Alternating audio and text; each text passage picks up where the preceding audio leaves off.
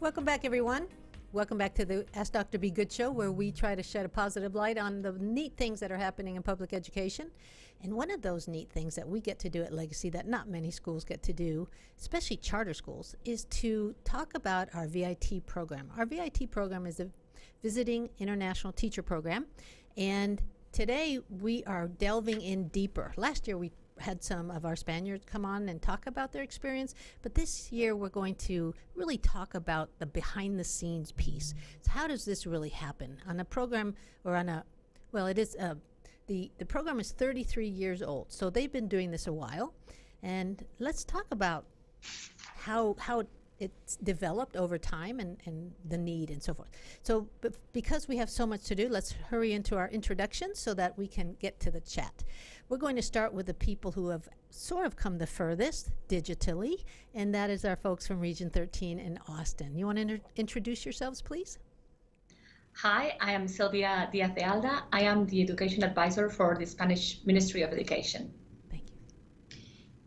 And I am Jessica Pruneda. I am the VIT Project Program Coordinator based out of Region 13. We are the J1 visa sponsor for our teachers. Thank you. All right, now around the table here in Dallas, who do we have with us?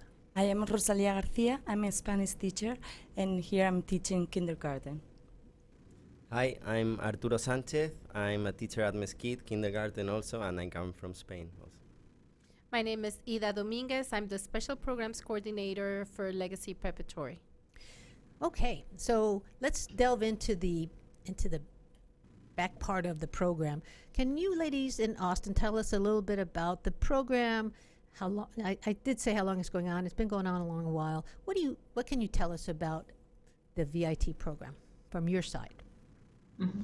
Well, the Visiting International Teacher Program started about 33 years ago, as you said, and it started in 1998 in Texas, but it's a nationwide program, and it's actually in 35 states in the United States and one province in Alberta. And every year we take, there are about 600 teachers who come to the United States, and half that number is teachers who come to Texas. So about more than 300 teachers come to Texas every year to teach at different schools and at different levels. And so, Jessica, can you talk about the Region 13 side of it?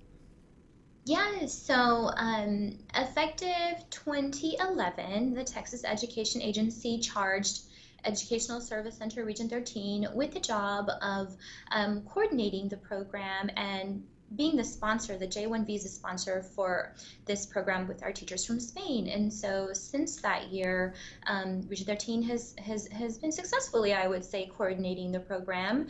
And, we have seen years, we've had many more teachers, and these last few years have tapered off. The number of candidates have tapered off, and to like about 150 each year the past few years. So we're looking at that number for the number of potential candidates that we can recruit in the spring of 2020.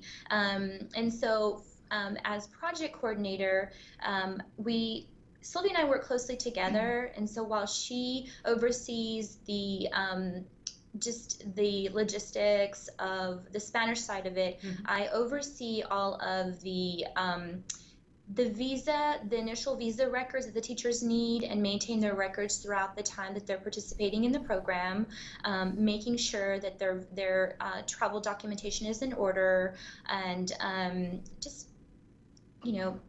also occasionally providing information to them regarding all of their travel documentation and other opportunities that they have within the program, like extending their stay for a 4th or 5th year, and making those visa extensions possible for them by answering to the Department of State, as well as answering to the Texas Education Agency with regards to their certification that they have when they're participating in our program here in Texas. Let me compliment you guys on that, because I've had the pleasure of working with our government on H-1Bs, and it's not fun work. It's very unsure work.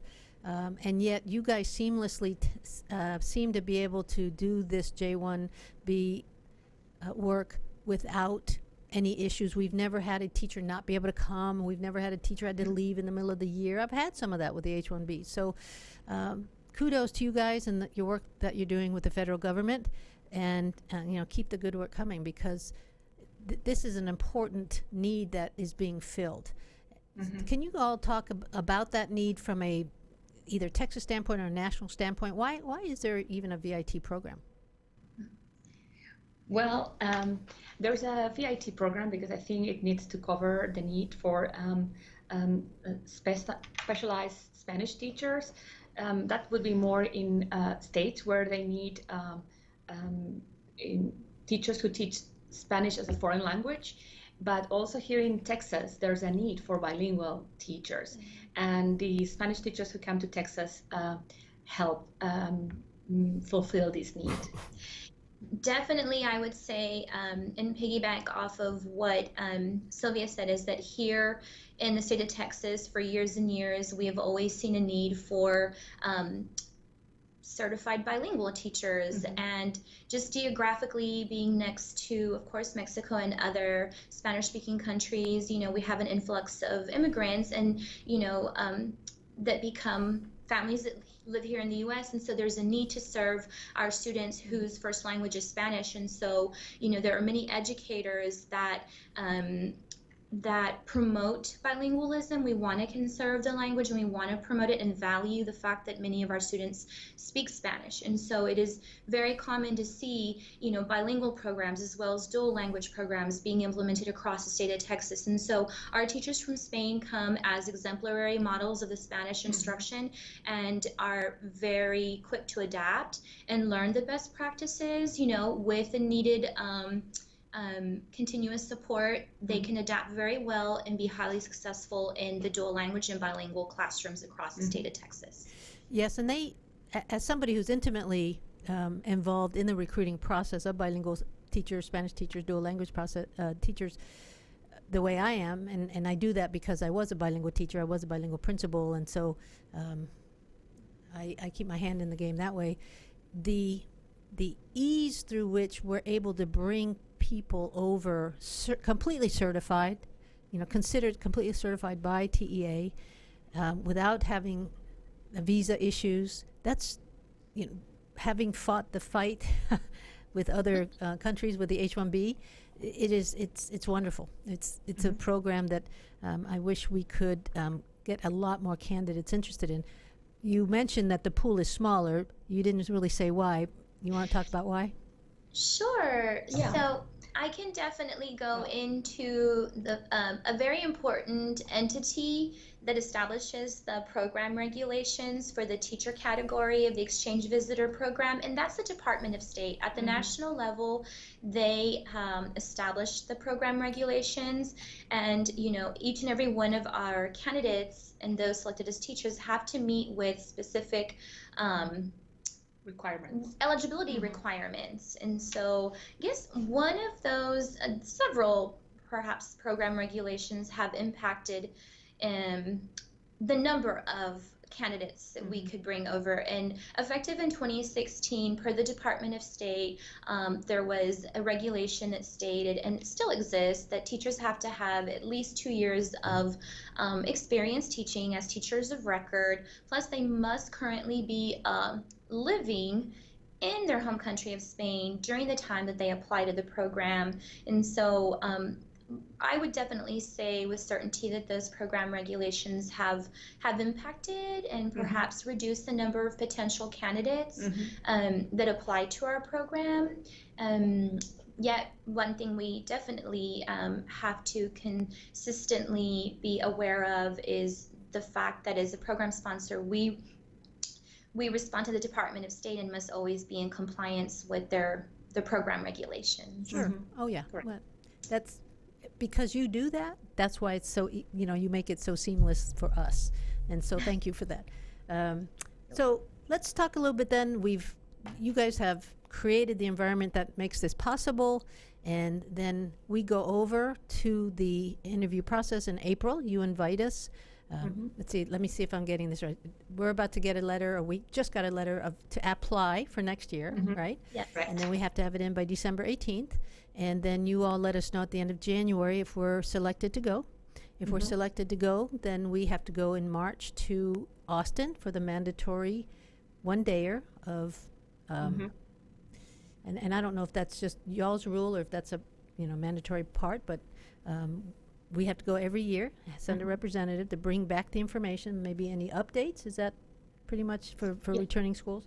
Yes, and we consider that annual meeting that one day of the year when we get to see our VIT family, meaning all of our district representatives. If there are any program updates, we officially share those updates on that day.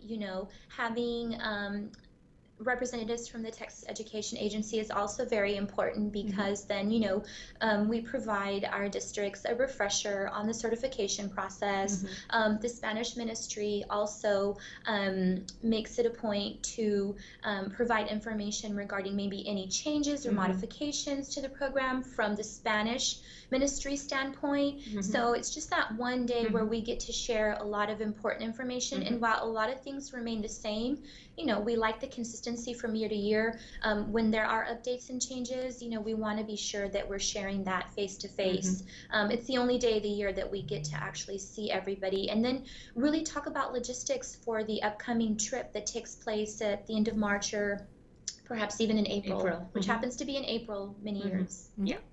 All right, so I'll talk to the interview process in the sense that I've been the last 4 years, and we meet for the first time on a Sunday, and again, it's sort of that same orientation of the people who are coming to do the interviews, and we go through the PowerPoint, any updates and so forth, because it's not always the same people who go in March to see you in Austin who show up on Sunday in Madrid, right? And so we go over that again, make sure that everybody's on the same page. And for the new people, you either give us names or you tell us when you're going to give us our rosters for the next day. And any activities that are going on, you guys usually host a nice meet and greet with the Spanish consulate. And sometimes you bring VIPs in during that. And that's always a nice get together. Don't have to eat dinner after that. And so forth. So then we spend 5 days interviewing. Every day we meet in the morning.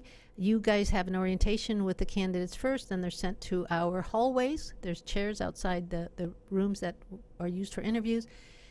And the interviews come in very nervous, but we'll talk about that in a minute. And then in the afternoon, if we've selected anybody, they come in the afternoon of that day, and they're invited to the district to, and oftentimes they give us their information, we scan it, and so forth. So it's a very structured, formal type of week that, to me, it hasn't changed, and it's worked because it's worked. It's a very effective system that you have going.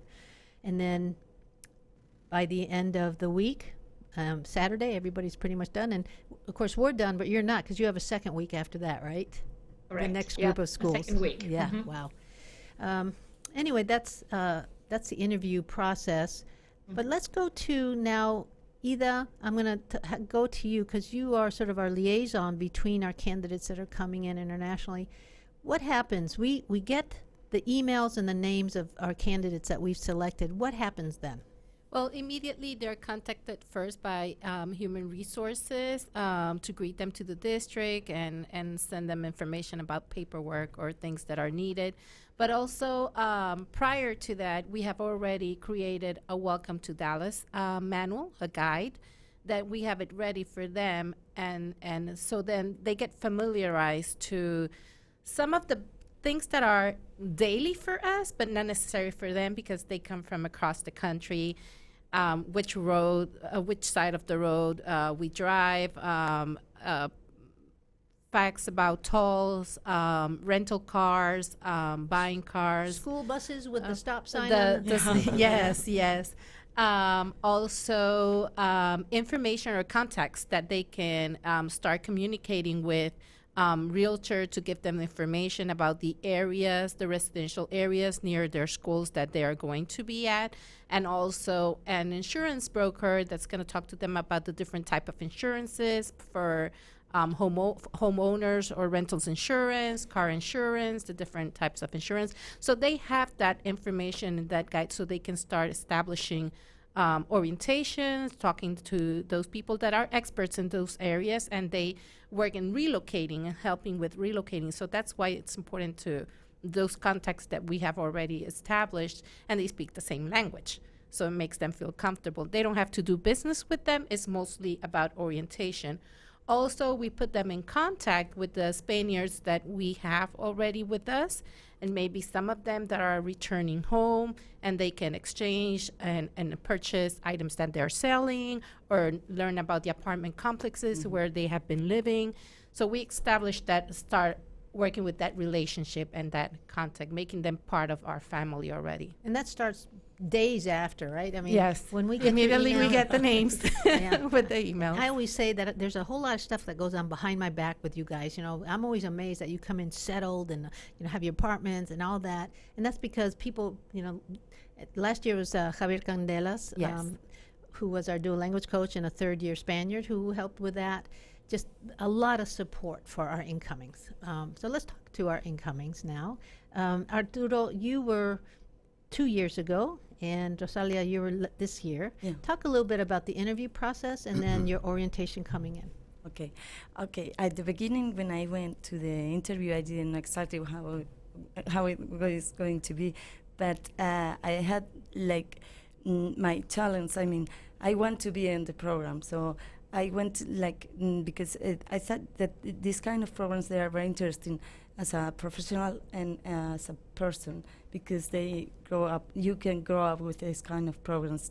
This is cultural exchange is very interesting for all the people, and as a professional, is an opportunity to just bring. You have to. It's very important to have an open mind, because all the things that are different here, we cannot think that we are going to do the same as we are doing in Spain.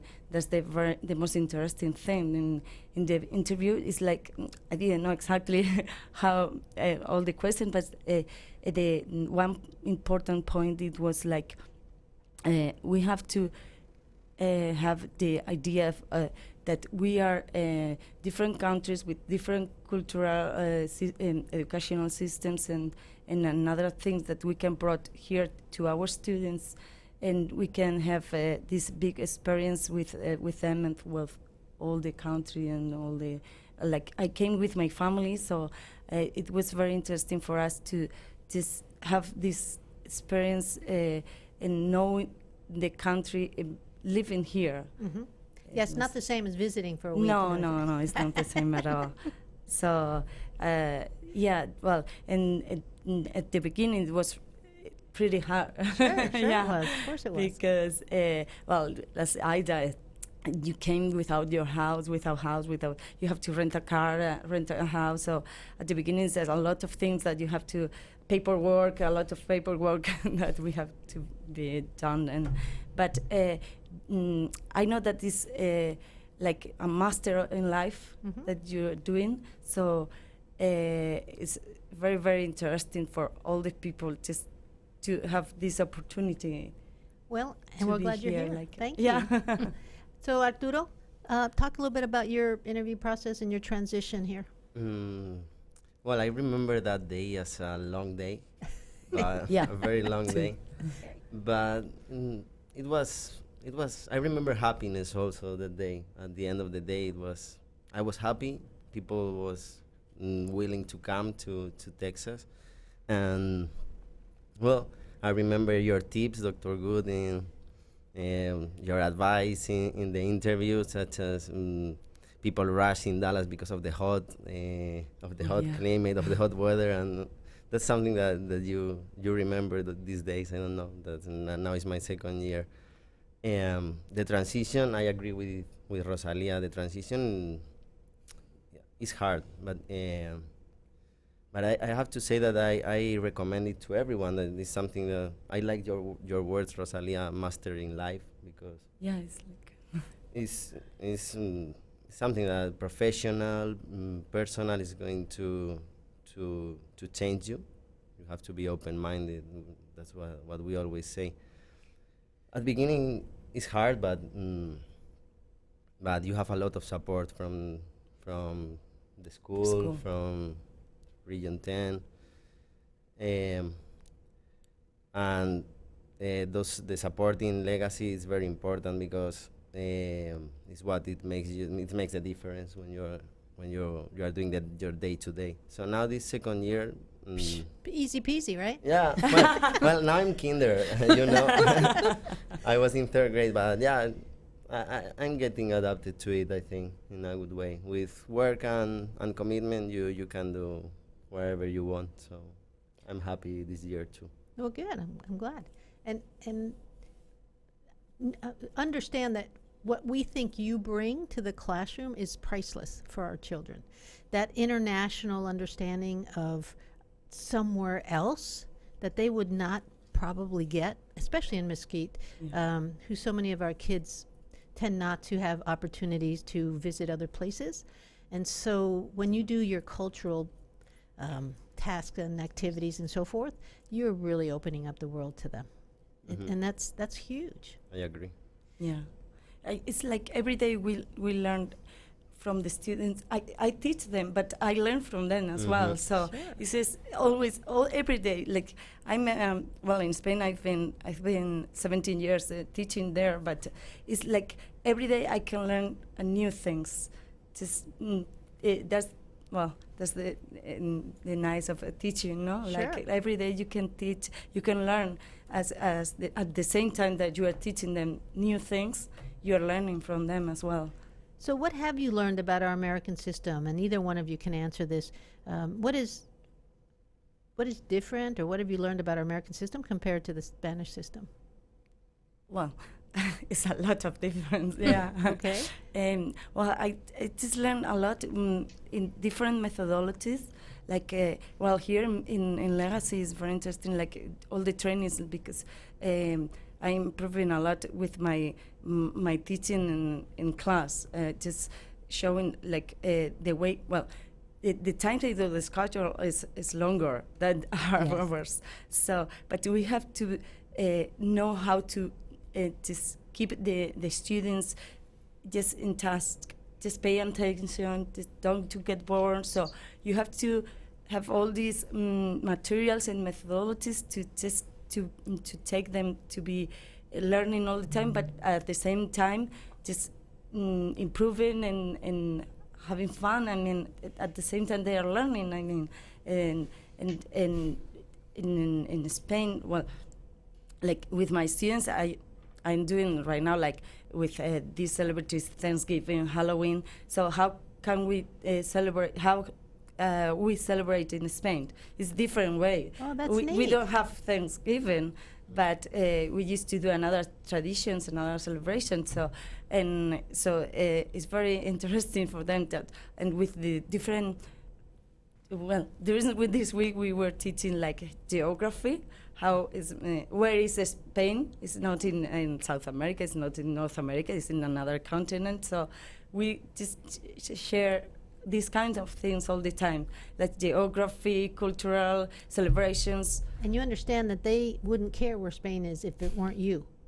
But you're making Spain important to them. You're and putting Chinese, Spain on like there. In the school they learn Chinese as well. So it's like all different countries in different place around the world.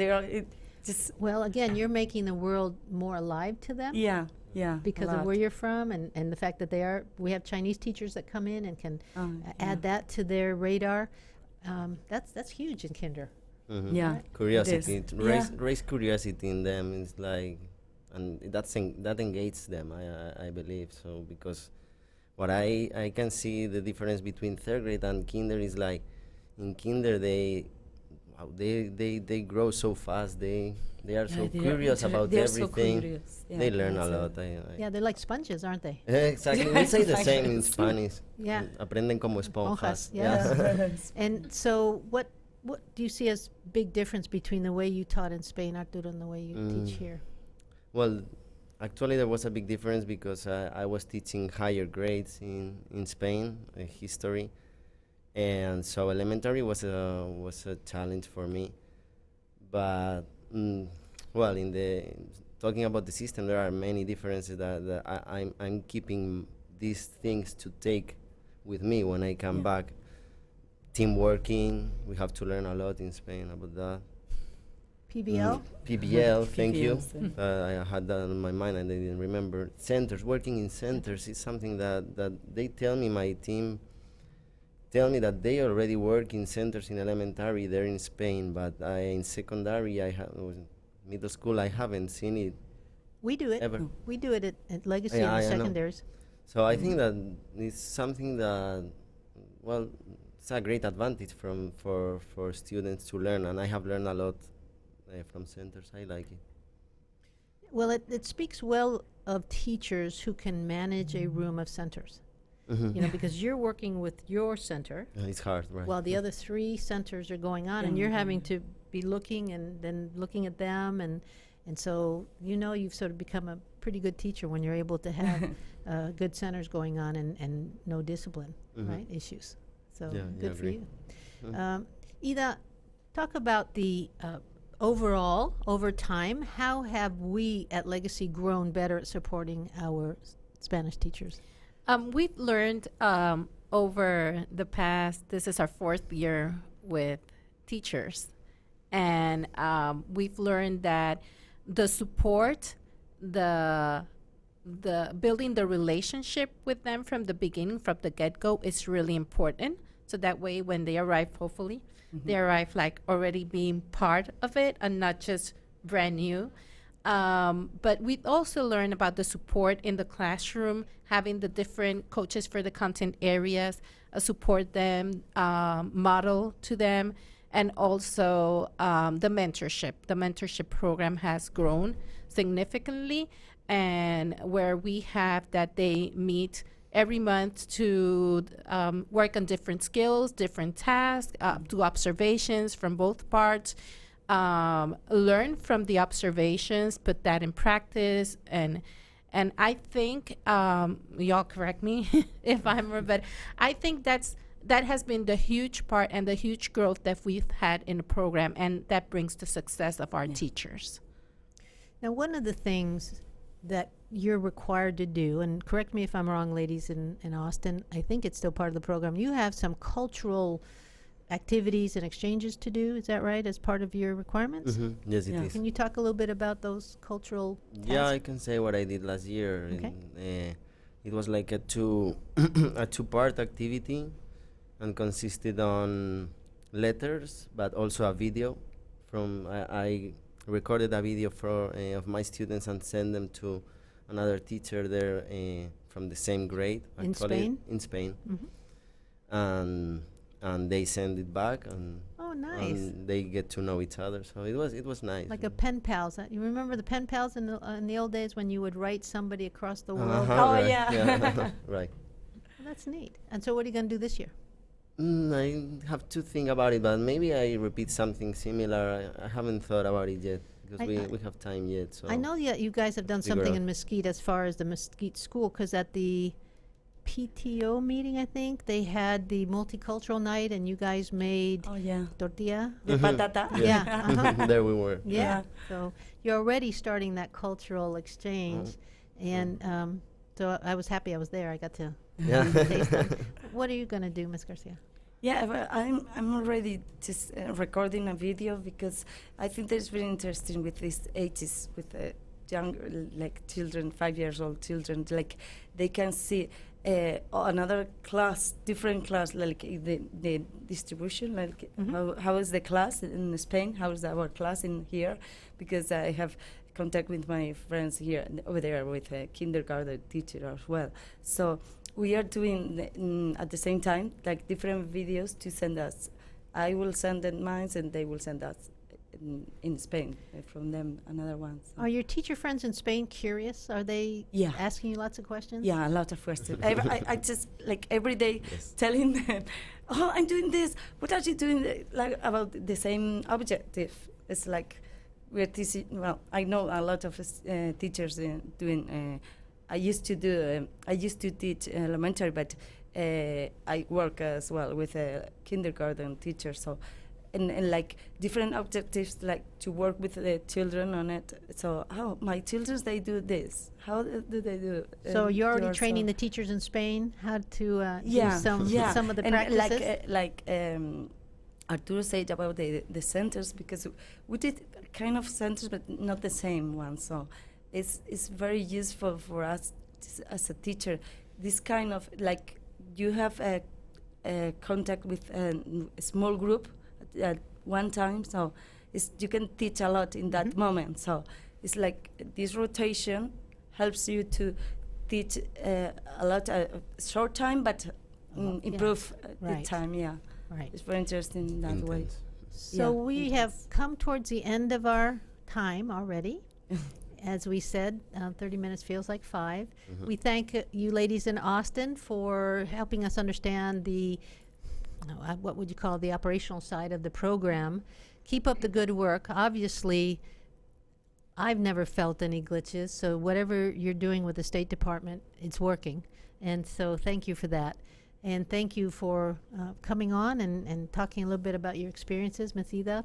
Gracias. Ida and I were in Puerto Rico last week doing more recruiting, so the job is never done, but I tell you, being able to bring back teachers who are certified, who are J1Bs, that's a very nice feeling of being able to bring teachers that can just be teaching and not worrying about taking the teacher test here in the United States. So thank you for coming on. We're coming to the end of our program, and keep up the good work. Thank you. Thank you. Thank you. Good afternoon. Thank you for tuning in to the Ask Dr. Be Good show. For more information on Legacy Preparatory Charter Schools, visit our website, legacypca.com, or call 469-249-1099. And remember to like us on Facebook, where we stream live weekly Tuesdays at 3 p.m.